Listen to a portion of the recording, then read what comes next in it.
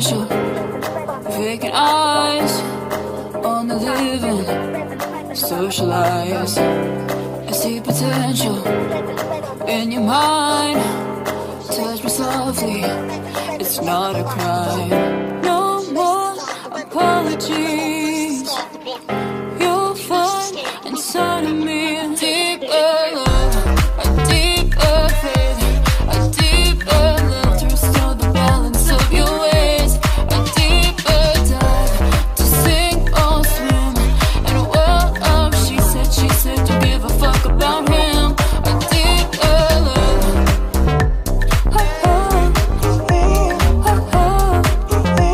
I'll get another surface with you.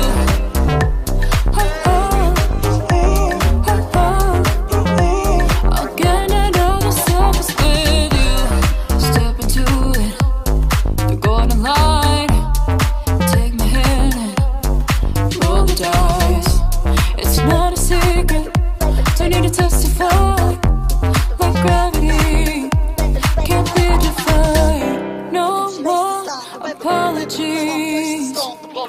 You'll find inside of me a deeper love, a deeper faith, a deeper love to restore the balance of your ways, a deeper dive to sink or swim in a world of she said, don't give a fuck about him, a deeper love.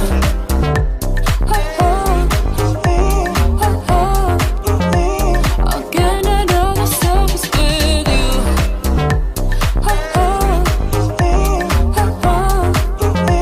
I'll get another surface with you.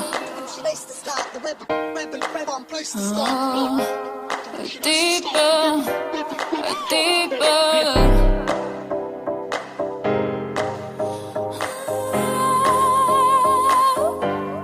Deeper love, a deeper faith, a deeper love to restore the balance of your ways, a deeper dive to sink or swim in a world of she said, don't give a fuck about him, a deeper love.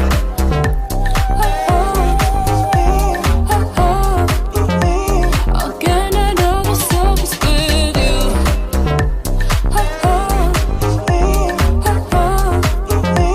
I'll get another surface with you.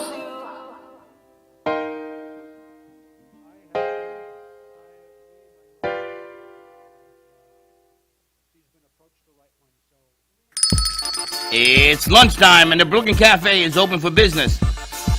Live from the Amp Media Studios, Dawn and Freddie S. and their team are ready to serve up a huge portion of fun for lunch with friends and neighbors. So let's break open that lunch pail and unwrap that sandwich you brought and take a front row seat in the Brooklyn Cafe and get ready to enjoy some humor and hot topics. It's time to get a healthy serving of hope and happiness to help your day go by with a smile. Your hosts, Dawn and Freddie S., are ready to talk about food, health, dating, or just plain dream making. If you have a story to share, movie review, restaurant critique, or just a coincidental thing that happened to you, call in toll free 888-994-4995, Studio A right now. Sit back and enjoy your lunch break at the Brooklyn Cafe. Here are your hosts, Dawn and Freddie S. Yeah.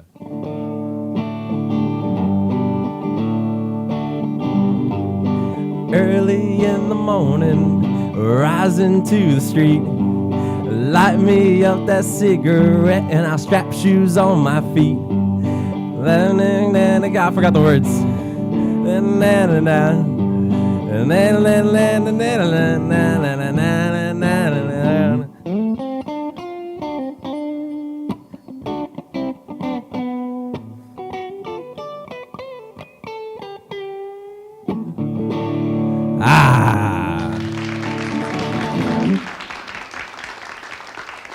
Welcome to the Brooklyn Cafe on a beautiful Thursday afternoon. I gotta tell you, Beautiful. It's pouring outside.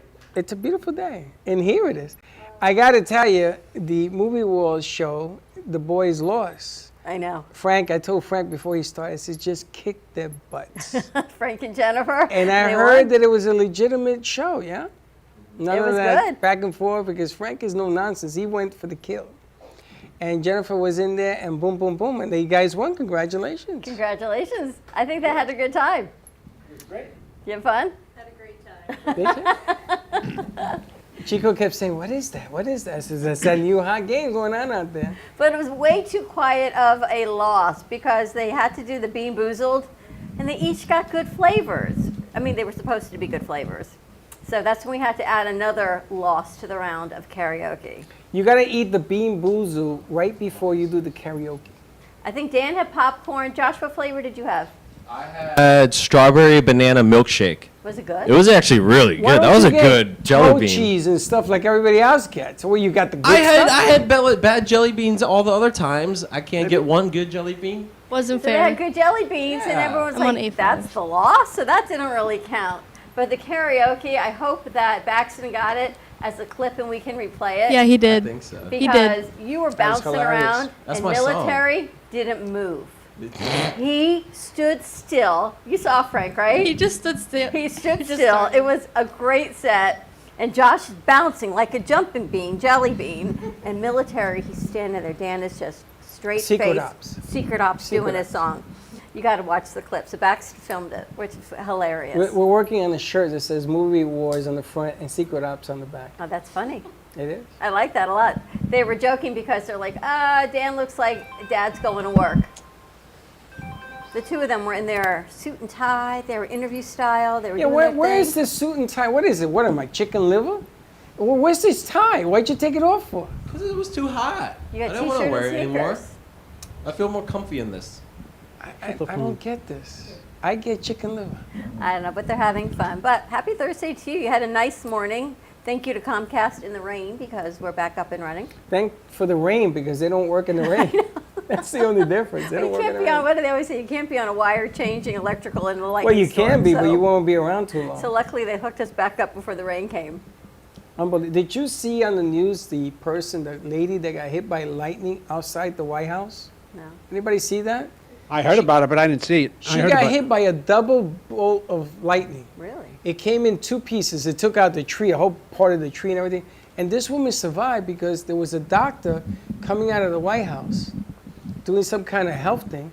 And he runs over and he performs CPR. He saved her life. That's amazing. I mean, she's all burned up and she's walking with this, but they say that she's going to get a full recovery. Wow. And she says that she still gets these flashes that wake her up in the middle of the night. I can only imagine having that noise. Nobody survived with a direct hit. So it must have hit the tree You get and hit bounced around off you. her, right? Lightning is 56,000 degrees Fahrenheit at the source. You It burned everything you get around hit her. by lightning, you're charcoal. Now, if you got a direct hit. She had on these slippers, these shoes, like what you got on, but the bottom rubber was They were about an rubber. inch and a That half. probably And saved they her a said little, that's yeah. what saved her life. That saved her against the lightning, which is 11 million kilovolts, by the way. How do you know? What do you know? Because I studied this. I was in the electronics business. We had to Well, know you- what you happens were when in a lot lightning of hits a businesses, house. Michael. tell you, What's this that? guy- You're in a lot of businesses. Just a few. Yeah, you, the two of you guys. Secret Service over here. I don't know. We're going to find more information out about that. We've got author Frank Ruffolo joining us. We've got author Michael Solomon joining us. We've got our health and wellness coach, Jennifer Fider, a.k.a. Patches, is in the house. That's your name. We call you Patches. We're all walking around with patches, our pain patches on, see how we do. How are you feeling? Where are we starting? Where are we starting? Let's start with Frank over there because he's got a whole lot of books. See what's happening in the world of Frank. You know, last time you were here, you anointed everybody. Yeah. Between your anointing and your patches, I don't know, I was having visions, I was seeing things, I was calling you, and he says, oh my God. You open up. I could do it again if you want. No. Oh, yes. No. Do not do this one. She's on another planet right now. I can't sit still for 5 minutes. She doesn't hold meetings. She runs. Then when she's running, Is that she meeting runs. for me?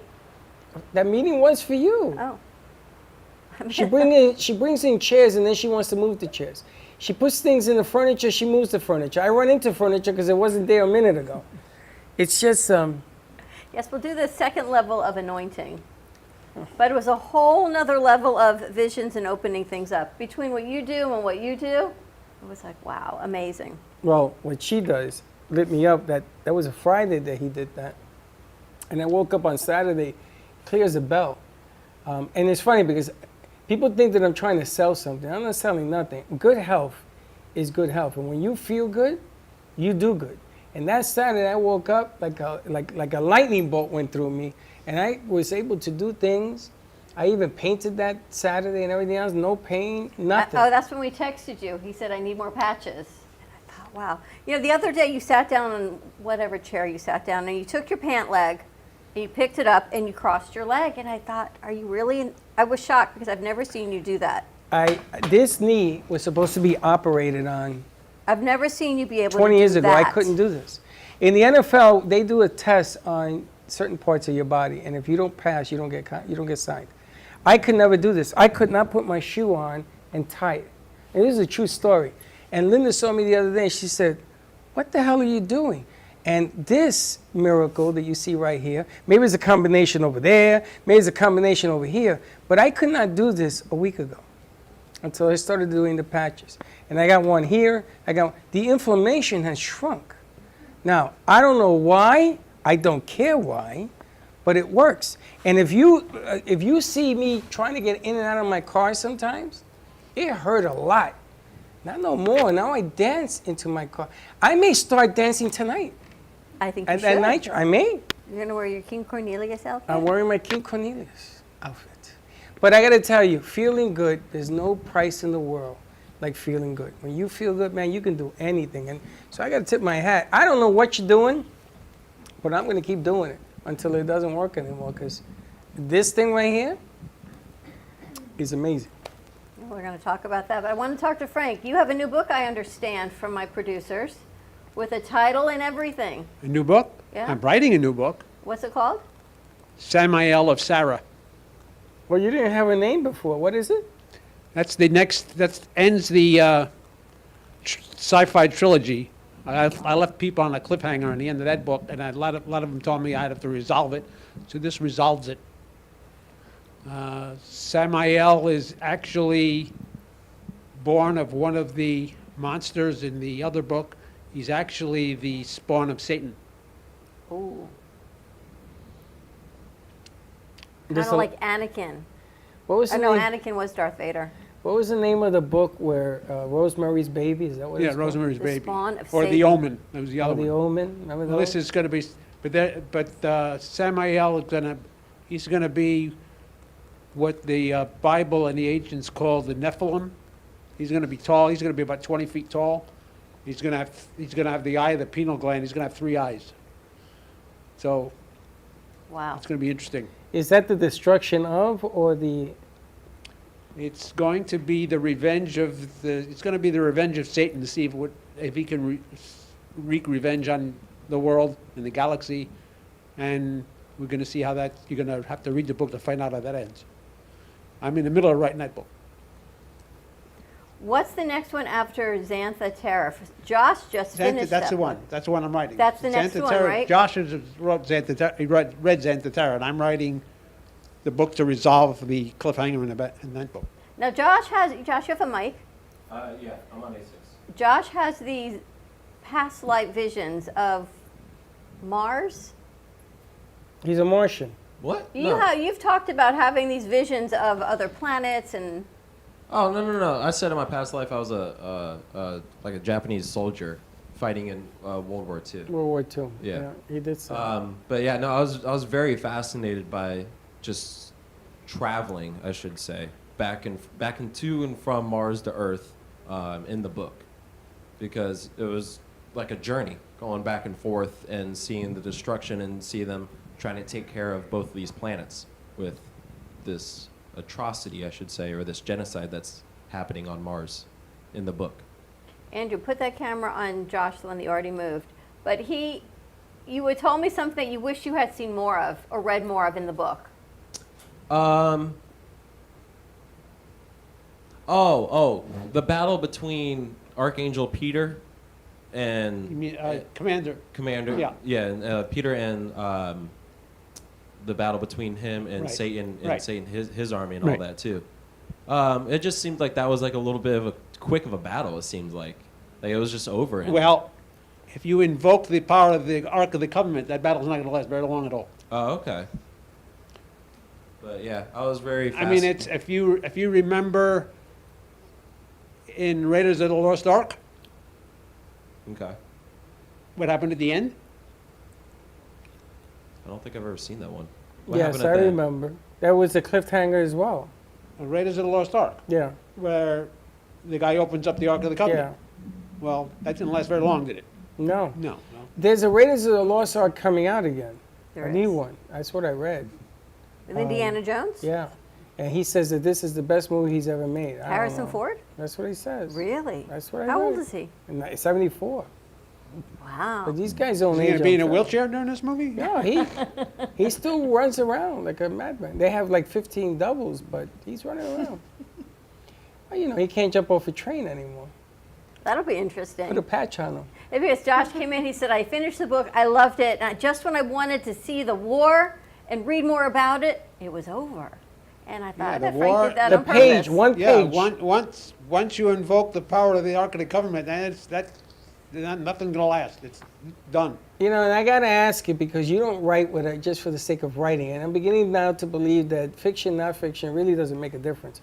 There's so many other things about you that very few people know, like you anointed people the other day. And the effect that it had on the people in this room, you had to be here to witness this thing. So I got to ask you, you're writing something, and there's a lot of stuff that people say, well, that's what's happening around us as we speak now. Is anything have to do with the, is that true? You don't have to answer. Fiction has a very good way of presenting the truth, That's what I'm beginning to say. where people will take it thinking it's fiction, but a lot of fiction is the truth. So a lot of your books have messages. A lot of my books have messages of the truth. And that's what's going on right now. So I'm hoping it has a pleasant end. There's some stuff around the world that's going on right now that some of the good people are beginning to get back some of the things that they lost. And there's a rumor that they tell me that Russia's having some issues with their famous leader. And there are generals that can remove this madman. So I'm hoping that your book is going to reveal a glimpse of change. Not resolution, but of change. So Well, Change for the my better, I hope. sci-fi trilogy is based in change. It has changed. That sci-fi trilogy changes the world. Do you have a bestseller? One that's not, I mean, they're all bestsellers, but one that is like your top as far as people are looking, people are Gabriel's buying? Chalice. The original one. Yeah. Which is right there. That's the one that people are looking at it the most. That, Gabriel's Chalice, and the first detective book that I wrote, Stenhouse Mysteries, are the two that they look at the most. Now, Gabriel's Chalice draws the most attention, though, because it's based on the days leading up to Judgment Day, and it almost reflects what's going on. Even though I wrote it in 2007, it's almost like what's going on today. So, Archangel Gabriel is the angel of. Archangel Gabriel was the angel that originally told the world of Jesus' coming first.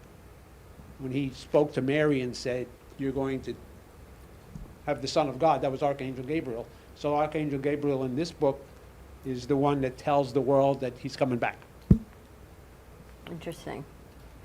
Got to read that one. I got a lot of reading to do this weekend. yeah, you don't sit still enough to see the news. Wow, that's another message. Every time he's here, there's more messages. There's always something going on with this guy. I'm beginning to pierce the corporate veil with this guy because he has a way of delivering messages without delivering. And I see the stuff you put out there. You have a sense of humor. You know, pull a Well, rabbit yeah. out of your hat. I deliver a message without the reader knowing it's a message. Yeah, loud and clear. I see that. You Josh, must how try. was it having Frank on your show? It was actually really fun. I didn't think it was going to be that close, but Did we you lost. take it for granted that yes, they- no, I did. I was They being did. a little slacker in the first round, and it bit my butt at the end. It ended up catching up to you. He Yeah. said to me if they hit a certain nerve with the movies, that they were going to click and beat you. So it was interesting. Yeah, you guys kind of sat back now thinking Frank and Jennifer were going to get this. They were a little, yeah, See? we got this. Yeah, and, well, I, Psychology, Jen. and I said, but it's worked. Frank. It worked. I'm like, it's Frank, you guys. He knows a lot about a lot. And then, no, he's quiet. I don't think so. But see? When it came to the actors, I was like, this ain't good. And that's when they started rolling. And the actors Yeah, names? on the second round with the actors and all that, yeah. You know, at the end of that game, I haven't seen military since. What is he doing? He's working on editor's desk for tonight. Oh, I thought he was in there He's very still in upset. his suit and tie. Is he upset? Is he upset? You get him upset? I didn't get him upset. I think he was upset that we had to do karaoke still, even though we had good jelly beans. That was me. That was your producer saying, we got to really have like another level of this. Mm-hmm. What did you enjoy most about Movie Wars? That I won? Not an easy feat, because you know something. It's not easy. They write the questions. Okay. They write the answers. I know. You said you were going to write the questions for this We week. didn't. That's why we're always Yeah. amazed when they lose. Because, Christine, they write their own questions. It's like Frank not knowing the end of his book after he wrote it. When they lose, we laugh because they write their own questions and answers. Do they lose often? They're on a winning streak. What Weren't are you you in guys, 3 3 to games in a 2? We're row? on a 3-game win streak, and then I we think got we'll- a little Do we too- have any blank cards? no. Okay, we got to go get some This blank just cards. in, Bree and Alana are going to be next, Oh yeah. and they're going to kill it. We have Bree and Alana coming back for a Oh, rematch no, next Thursday. no. And they're All right, going to so kill it. that's next week. Yep, that's going to be on Movie Wars next week. All right, let's take a commercial break. When we come back, let's talk with Michael Solomon. We'll talk to Jennifer. Of course, always more with Frank. And we'll see who else pops in. Give us a call, 888-994-4995. It's Studio A, and we'll be right back. Planning for the future should not be painful and needs to be discussed. From health, family, finances, allow qualified professionals to aid in your planning. Luhu Advisors have been serving South Florida for over 30 years. A licensed real estate broker, insurance agent, assisted living administrator, and certified senior advisor, Paul Solomon is the most qualified and well-rounded advisor for any task. Specializing in real estate, long-term care, life insurance and annuities, Social Security, government benefits, and senior housing. Luhu Advisors. Let us help you. Known for his Art Deco Cubist style and compositions with dancing saturated color, Ken Bieberman has lived and breathed art his whole life. From the early 80s, he's influenced the Art Deco district of Miami Beach. Featured in numerous restoration projects, hotels, galleries, and clubs, Bieberman creates for everyday folks and celebrity clientele. He's also the proprietor of Art Repro, a giclée and scanning company in Pompano Beach. When it comes to scanning high resolution, size is not an issue. Professionally scanning art up to 10 feet and 64 inches in width, Art Repro utilizes state-of-the-art equipment. On quality canvas or paper, archival ink and printing mediums are put to use. Art Repro ensures colors are true and every nuance of the art is captured, including the canvas weave. Perfection is the priority. Contact artist Ken Bieberman today at 954-547-0095 or visit his website www.artrepro.net. Hi, I'm Dawn Clifford, owner and founder of Clifford Insurance Advisors. Established in November of 1999, we focus on mainly health, life, disability, Medicare, and long-term care insurance. Specifically for people aging into Medicare or the self-employed or even employee benefits for small business owners.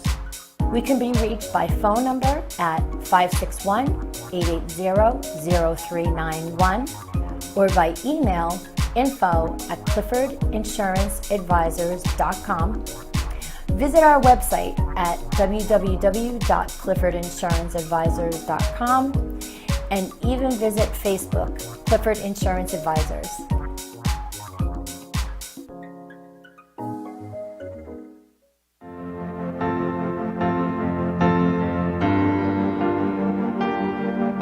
Being a successful woman in business means having the courage to own who you are.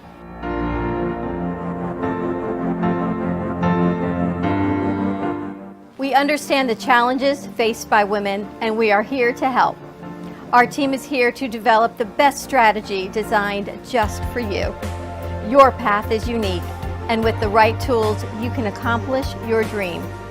From radio to TV, from podcasting to magazines, we create the visibility to amplify your impact in business. At New Dawn Media, we are here to help bring your message forward and help your business flourish. It is time for your message to be seen and your voice to be heard. Contact us at 866-224-5422 or brooklyncafe.tv. Your voice can make a difference.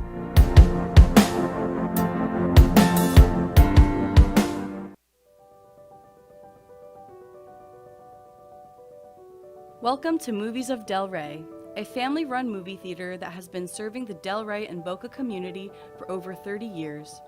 Open Wednesday through Sunday, Movies of Del Rey offers great admission prices, low concession prices, and quality customer service.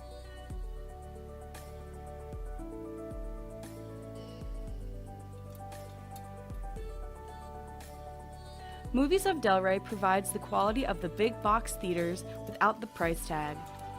Movies of Del Rey provides new Hollywood content as well as new indie and independent movies. It truly is a hidden gem.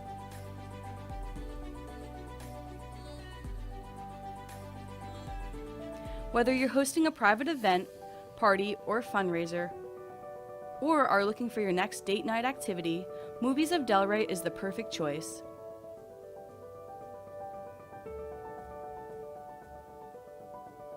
Come on down to Movies of Del Rey, located at 7421 West Atlantic Ave in Delray Beach, or visit us online at moviesofdelray.com. Le Sorel Restaurant, home of the authentic Italian tradition, offers a large menu that consists of seafood, steak, homemade pasta, brick oven pizza, and homemade desserts including a wide wine selection. We also have the best bar in Boca Raton with delicious cocktails, homemade limoncello, cappuccino, Italian espresso, brandy, and other specialties. Open every day with a lunch and dinner menu. For more information or to make a reservation, contact lesorelrestaurant.com or call 561-235-5301.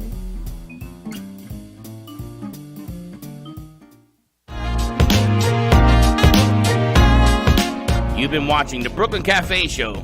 Join us each day and after hours as we talk about the hot topics to open the conversations and share a few laughs. Now, back to Dawn and Freddie S.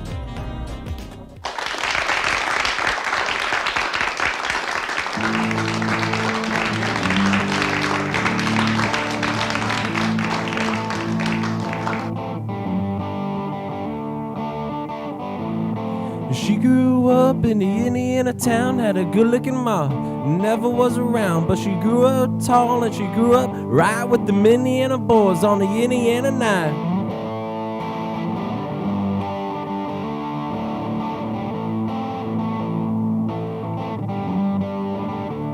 That's all I got.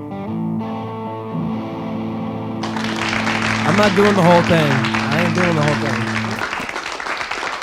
I was shocked you got that far. I was impressed. I thought, well, we're going to get a whole song. No. Tonight we'll get a whole song. That's right. Tonight we invite everybody What's happening tonight? to Cafe Night Train. It starts at, well, first of all, we got JC's show tonight at 7 o'clock. So you want to hear some of JC's stuff. She goes on at 7, followed by Night Train, which is CC's opening act. Nice. CC Night Train as well. He's going to sing a few songs. He sent me the list for the third time, which is good. CC, we love you. And we're going to get that done as well. And his manager wife is coming in. I told her that I would set her up in Studio B. If you VIPs, you want to do some business with this stuff, he has 3 or 4 people that are coming to watch and listen. So this is going to be a whole lot of fun tonight. We got a whole lot of things And happening. don't just say it. Don't say it. Don't say it. I'm not gonna say Don't it. say it. 'Cause Not going to say a Freddie word. will be here. I didn't say You it. watch. Now it gets to the point where it's just fun to say. No, it's not. Well, But- tonight we also have editor's desk. Frank is going to be on the editor's desk Oh, as really? a guest. Yeah, I'll be on editor's desk tonight. I'm with my book Stuck in Traffic. You got 3 shows today. You had Movie Wars, us, and editor's Yeah, desk. I'm On a roll. He's moving his way through the ranks of the shows of Ant Media Productions, but I'm so the excited. secret is to invite him when it's thunder and lightning. He's got to He stay. shows up. I don't know. You never know what another archangel's going to appear while he's here. But we met Michael Solomon on the editor's desk a few weeks ago. And he did some summer traveling, and he came back. And you looked at Freddie, and Freddie looked at you and said, where do we know each other from? 3-4. And then you went to do your thing, and I hear him talking about the 3-4, and I thought, you've had 10,000 jobs, 10,246. That you counted That I know many. of. Yeah. And he always talks about the 3-4, like Barney Miller. And I've never met anyone or heard anyone that talks about the 3-4, and here you are. And I'm texting you, you're not answering. I'm like, oh my gosh, maybe that's where you know Michael And I'm from. looking at the text. I'm He's saying, like, what's 34? He says to me. I guess I didn't should have know. done 3-4, yeah, right? up in the It's heights. the 34th precinct. in How long were Manhattan. you at the 3-4? I was, believe it or not, I was temporarily assigned there when I first got into the department out of the police academy for 2 weeks. It was my first assignment and left there. What year was that? Gosh, 1966. Now I'm showing my age. And how long were you there for? In the 3-4? Yeah. 2 weeks. That was it. And then where did you go? Then I went to the 9th in Manhattan, Tompkins Square Park, Oh, 5th Street. Ay, ay, And ay. then from there to the Youth Division and Organized Crime Control and into a Federal Narcotics Task Force.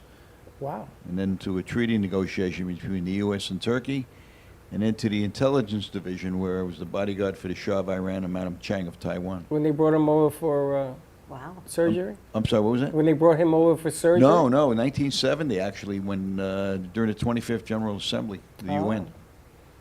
In 4 years, you went from the 3-4 to being the bodyguard for the Shah of Iran? Not in 4 years. From No, 66 to in- 70? That's his career. In 70, yeah, that was in 4 years, yeah, Wow. yeah, It's funny, you remember the 4-4 in the Bronx? Sure. At Yankee Stadium? yeah. They stole my bike. They stole your bike. I signed up to play for the Bronx Giants football team. And on the way home, they stole my bike, and I ran to the 4-4, and they said, well, that's gone. We ain't getting out of here. They Go used to chase lose them. they used to lose a building a week in the 4-4. That's right, building a week. A It was building a week used to get either burned out or Burned just out. abandoned or whatever, yeah. Right across the street, they burned out one of the biggest buildings. And that was all insurance fraud and It everything. was like that on the Lower East Side. Today, you can't even afford that real estate.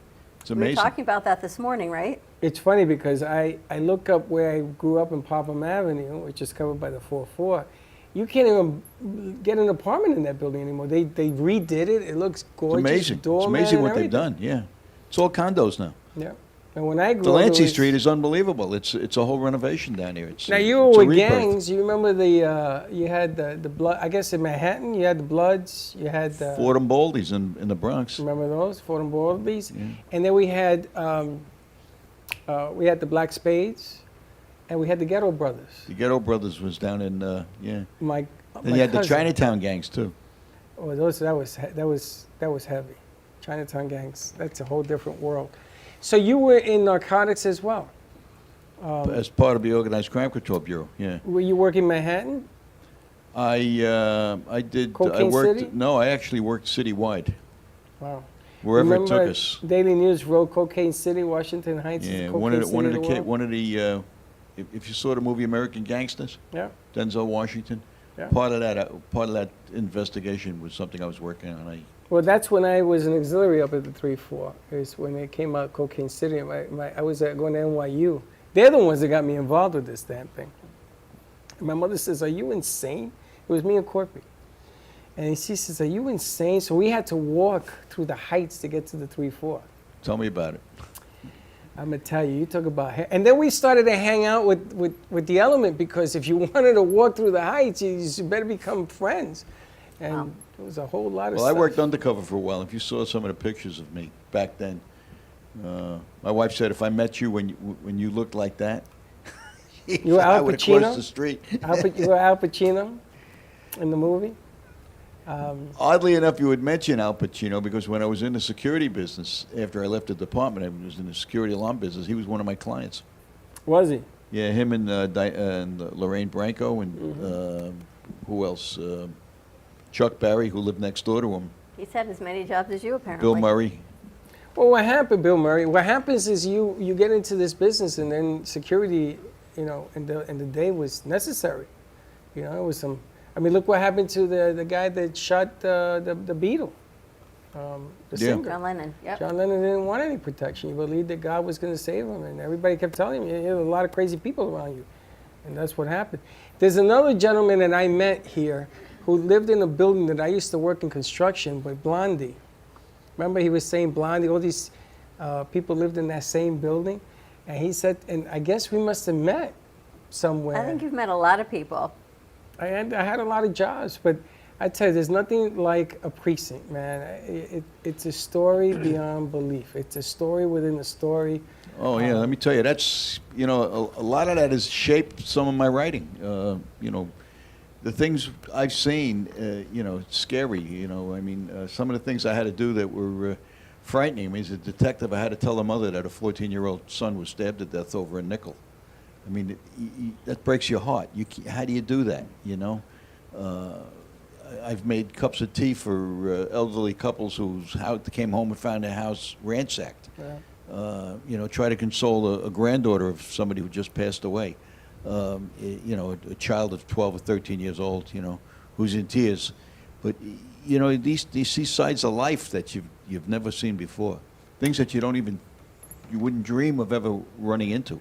And situations. People just don't understand, when you're undercover especially, I had a lot of friends that were undercover, and they had to strap guns in areas that couldn't be found, small guns, and they would sweat because they were working with the element, and they would check them and check them and check them.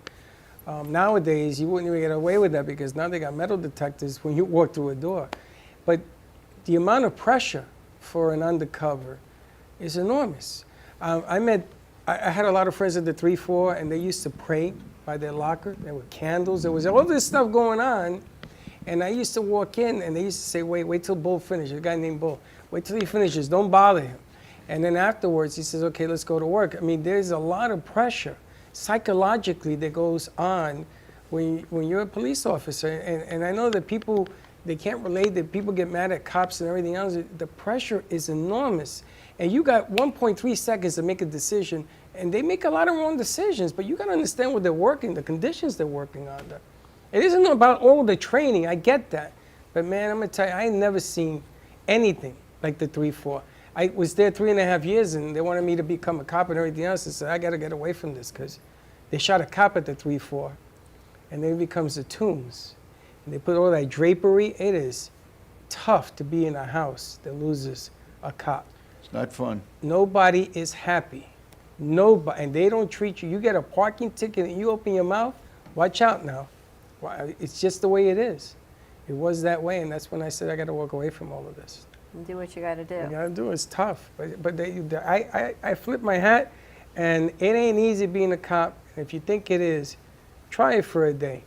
Try to do the things that he's been involved in for a day, and I'll pay you. It ain't easy. I'm surprised that you aren't one who flew over the cuckoo's nest by now. How about a double assassination attempt on my life? 2 guns put to my head, both triggers misfired. Yes, the second time I heard that story. Somebody else told me the same thing. It might have been my It backup. jammed. Yeah. One gun was taken from a bank guard who hasn't changed the ammunition in 30 years. The primer was dead. And the other one was what they called stovepipe. When they pulled the slide back on the automatic, the bullet came up straight, so it wouldn't enter the chamber. It didn't discharge. And my backup fired 1 shot. It took down two perps. So Really? yeah. You And had the whole thing was on the news that night because it happened in front of an NBC camera crew. I Really? was doing a feature story on a school. Yeah. You had an ankle piece as well? No. No? No. You didn't put a Couldn't bang? get him with the first 6. What was the next one going to do? You need more bullets. When you told me that story, I knew you had to meet Frank. Frank's looking at me because this man, he doesn't say much, but yet his looks speak like 1,000 words. But what's so interesting is when you both retire, you go into writing. And you're able to share your stories and your visions, and what do you say? Witness. Share what you have witnessed with everyone, how you see it, or how you decide you want to see it and share it. Well, you know, it's different. It's funny because when I was in high school, I hated to read. I couldn't stand. And now you write. I hated books. I had a teacher once who said to me, who's your favorite author? I said, George Washington. She says, he never wrote a book. I says, that's why he's That's my why he's favorite. my favorite. My best friends were those guys who stole or borrowed my books and never returned them, you know.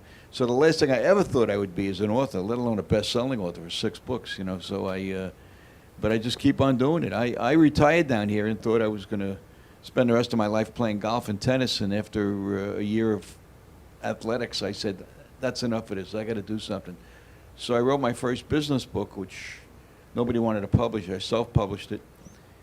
And I said, well, I built a business from scratch. What's marketing a book? Boy, was I wrong.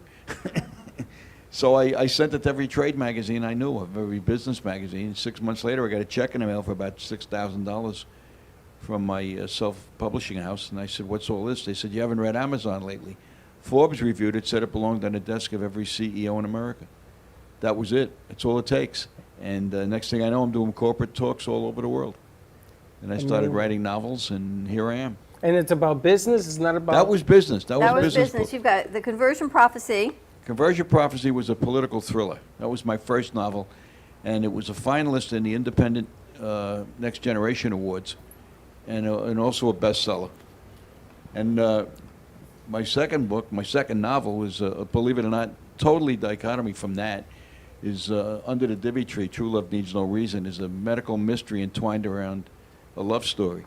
And both those books were written for Hollywood, and they both won awards in the Independent Generation. Turn it into a movie? Excuse me? Are they going to turn it into a movie? Well, probably not The Conversion Prophecy. It's politically incorrect.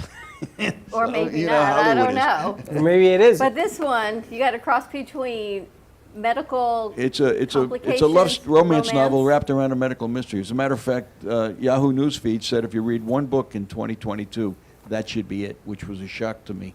But that took off. That's a bestseller.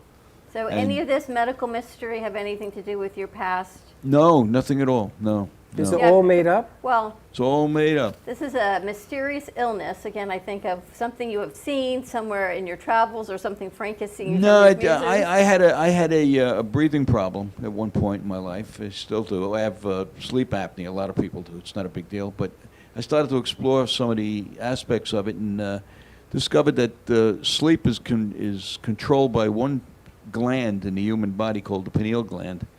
I think Frank's writing about it. And it's, Yeah, and I'm writing about it. metaphysically, it's considered the third eye. Yep.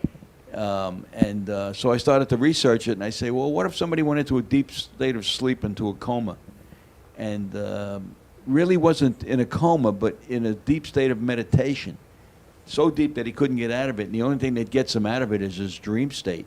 And when his dreams are complete, he'll come out of it. And then his wife is suffering, psychologically because of it, and she becomes the detective that he used to be, because he's a former police officer, and searches the world to find a cure, and discovers it, but she finds out that the cure is inside him. It's in his head, and when his dream state stops, and he completes his mission on his dreams, then he'll come back to her. How did she find that out if he doesn't wake up? She met a doctor from India who's doing metaphysical research, and he told her that's what it sounds like. You came up with all of this? Yeah, I came up with it. Yeah. You have a vivid imagination? Well, as I told Frank, and we were talking before, I said, fiction writers are the best liars in the world. liars We in the make stuff world. up. Right, Frank?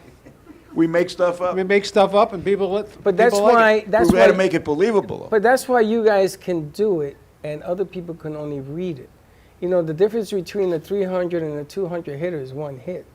And you guys are able to do this just by taking it out of your pocket. I mean, I know it's not easy, but to deliver it and to deliver it as best Well, there's a movie. science. I've developed a science to writing too, because you want to keep the reader engaged. You want them to read. So what I've done is and a lot of writers are doing this recently in the last couple of years, maybe the last 10 years. We keep our chapters short, and there's a reason for that. If you ever read a book and all of a sudden you're half asleep and you want to read a little bit more, and you count the pages in the next chapter, and it's 42. You'll never pick. You'll put the book down. You'll never pick it up again, because now you know in your mind, if I start reading that again, I got to read a 40-page chapter. That's crazy. Okay. I also use a lot of white space. I keep my sentences wide. Why? Because I don't want them tight and small print, because I don't want people's eyes to get tired. I don't want them to fall asleep that way. And I always leave a question in the reader's mind in each chapter to make them want to answer it. And the only way you can get the answer is go to the next chapter. Yeah, your print, if you see Frank's print and your print, it's very similar, and you think you could probably save a whole lot of paper if you made it smaller. But they make it easier for the reader to enjoy. Well, Especially and the other problem demographic. Well, you do that, but sometimes, in my writing too, in my descriptions, I like to describe everything about the subject and the area he's in, the room he's in, or the car he's driving, because I want the reader to picture it in his own mind. I want the book to be the canvas, the words to be the paint, but I want the reader to hold the brush and say, oh, I can recognize that, or I could see that room, or I can picture it in my mind. So that's why I describe it in detail. Now, I've had reviewers have said to me, oh, it's too much detail, it's too much. But the reader says, wow, I felt like I was there. I could actually picture the room, or I could feel like what it's like behind the wheel of that car. You remember the very first book you wrote? Yeah. The very first page you wrote? Yeah, I do. Did you wake up that morning and say, okay, today I'm going to be a writer? How did that come about? No, I just started. It's funny. I just, I guess I started writing out of boredom. I had a story to tell, and basically how I became successful in business. And there was something that annoyed me in business that I said, I've got to get that straightened out. And what it was the title of my first book was Success by Default, but the subtitle was The Depersonalization of Corporate America. And what I did was I developed a business theory in business that there is no relationships left anymore in the digital age. You can't shake hands with a fax or an email. Old school. And the person who knows how to do business correctly today is the guy who's going to take you to lunch, sit there, and you want to negotiate. You got to look somebody in the eye. Do it over a meal. I hope you guys are listening to that over there. We have this I conversation hope you guys all are the listening time. to what he just said. And stop it right there, Frank. I want to ask you the same question. First page of your first book. What drove you that morning to write it? First page of my first book. Yeah. I woke up one morning and I told Christine, my wife, I said, I had a great idea for a movie. Katie? And then I started writing that book, which happened to be my second book. And in the middle of that, I got an inspiration from my routine where I read the Bible every morning and Put it on get Frank. my inspiration for the day. And one day, I got an inspiration from one Bible reading, and I read the same Bible reading 3 days in a row. And that gave me the inspiration to write my first book. So you got an inspiration to write something, and you just got annoyed at business, and that brought out the inspiration to keep going. Yeah. So now you go to your next book. Does it have any? Because I know you switch books because you get different messages to write about. Yeah, I switched genre too. So. Exactly. So that's a little bit different. Over here, you go to your second book. It has anything to do with the first book. No, totally dichotomous. That is totally different. My second book was an expose on politics over the last 100 years, and in the last chapter, I was just angry at everything, and I broke it down to from education to terrorism, to taxation to business and everything else. And in the last and at the end of each chapter, I left the reader outraged, because everything I was writing was factual. And in the last chapter, I paraphrased Harry Beale from the movie Network. Now, the year was 2006 when I wrote this. President Obama was still in the Illinois Senate. He was just running for Senate. He was just elected six weeks after the book came out.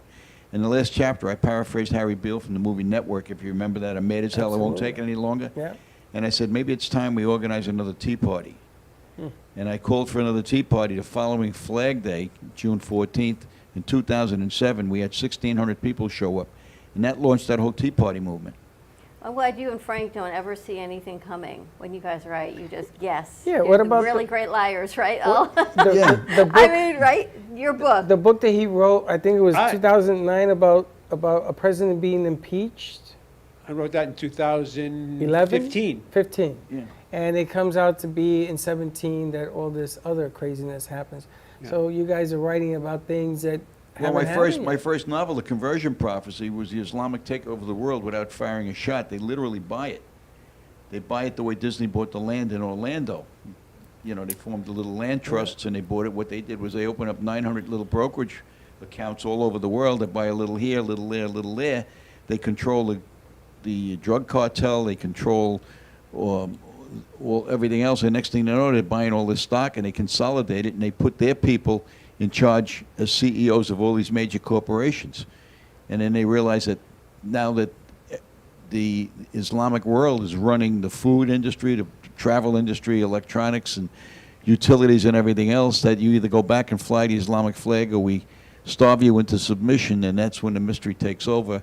And of course they get defeated in the end, but You know, it's interesting you say that. We had a visitor who is in charge of educating all of Europe in our educational system, and Homeland Security just shut it down. Because apparently we are educating all the terrorists. Is that why they shut it down? Uh-huh. Apparently we are educating MIT and some of the best schools in this country are educating everybody free education. You want to give everybody a chance to learn, right? But they're going back to their countries, and it's the money that they generate from all of this terror, and they're going back to educate what they're So learning. they're not letting the international students So come in. they shut it down. They ain't coming back. I'm telling you now, I ain't coming back. Interesting. Because I got the news when I said that story that happened yesterday. I called somebody in Tampa, and they gave me the lowdown, and it ain't happening. It's But interesting. it's interesting that you guys are bringing it up. The noise has to be made a little bit louder so that people can read and educate themselves about what's going on. You know, I talk to Frank all the time because I'm always wondering, what is it that he's trying to tell me? See, because Frank never gives you a straight answer. He lets you figure it out, most, which is... most authors don't. You got to figure it out Well, on your own. That's what's so interesting about both of Well, you. that's the teachings of the Bible. Yeah. They don't tell you how. They just tell you, here it is. What are you going to do about it? And then you're supposed to come up with your own resolution. Well, that's what, you know, what happened in the Conversion Prophecy. A lot of these corporate buyouts and mergers have actually happened that I predicted down the road, and it was frightening. I mean, perfect example is the mergers in the airlines. I said there's only going to be two national airlines left in America by 2025. We're down to only 3 now. Yep. Since the American airline merger with, it's crazy what's So going where on. do you get your inspiration? Frank, we always talk about, yours comes from... I have my own muse. I have my own. Where do you get your... Archangel Uriel's my. Ariel. Where do you get your inspiration? Bad dreams. No, I just... Thought he was gonna say bad don't- marriage. It's, you know, it's funny because my wife says to me, how do you come up with this stuff? Where do you think of this? You know, it's just, it's scenarios. You know, as a child, I always liked telling stories and stuff. And I guess The as an voices in our adult, I'm head. still a child, you know? It's the voices in your head, and when There's I a met voice Michael, in my head. that's what he told me, and that's what you told me, so I was glad to get you both here on the same day. But I want you to show Michael your Lady of the Harbor and your 10048, because as a former, everything you did in New York, Frank has these 2 amazing books that are fiction. Fiction. But yet, are they? Yeah, that's just... Are they? Are they? Well, that's the question. 10048 is 1048 was the original zip code for the World Trade Center. Right, I know. Okay. My dad was a plumbing contractor. Right. So what happened there is when the Trade Center came down, there was a story that there was a gold dealer that lost the business, and $10 million worth of gold coins went missing in the Trade Center. And they were never found, supposedly, never found. So my book is 15 years later at the reflection pool of the Memorial Park for the Trade Center, they find a man poisoned to death with a gold coin in his hand, and he was the manager of the store. So my detective is from the 1st Precinct. He's got to now determine who killed this ghost of 9/11, where has it been for 15 years, how did he get out of the collapse of the building, and where's the gold? That's a good question. The funny thing is that Michael probably was And Michael investigating. probably knows where the gold is. Probably know the Probably guy. knows where the gold is. No. That's the funny thing I is, was retired since then. like, here's the puzzle, and then there's, you know, like autism, they've got this missing piece, and here's Michael, he's like, I got this piece, it's gonna go right there. There. Lady of the Harbor Lady also. of the Harbor is the the park ranger that's doing his morning routine before they open up the Statue of Liberty. He's climbing through the statue and doing his normal check, and he climbs up to the observation tower of the torch, which is closed to the public, but he climbs up there on it, just do the normal check, and he finds a dead body on the torch. So That's why they detective closed it team down. has to come to, who killed this woman that's on the torch, and how the heck did she get up there? And you know, they shut down the lady, the torch. Oh, yeah, torch My has been brother shut got down up for there, years, yeah. and then they shut it down, and he told me the same story. May he rest in peace. And I didn't believe him. I thought Harry was nuts. I said, come on, Harry, that's not why. He said, because they talked about structure and all of this. Then they redid it, so naturally the structure should have been there. They still didn't know. All right, let's see where we can get everyone's books. Michael, where do we get your books? You can get my books anyways, Amazon.com, Barnes & Noble. You can go to my website, MichaelSolomonBooks.com, and order it through there. If you order it directly from me, I'll be glad to autograph it and send it to you. All right, But and you can do Frank? that on my website. Yeah, me too. Amazon or Barnes & Noble online, or you can go to my website, or you can contact me directly at frankarofolo@gmail.com, and I can, like I said, I can autograph it if you want an autographed copy. I love this whole collaboration. It's an amazing tale if you sit down. We're talking on the morning show Right. about learning from history, and here you have the history writers. And if Pretty you listen, amazing. you'll pick up a little something somewhere. Absolutely. We come back, we're going to talk to Jennifer Fider. And I'm still thinking about the pineal gland, because how this one gland is now the common thread between all Do of we them. all have that pineal gland? Yes, but It's right up in the middle of your... we all need to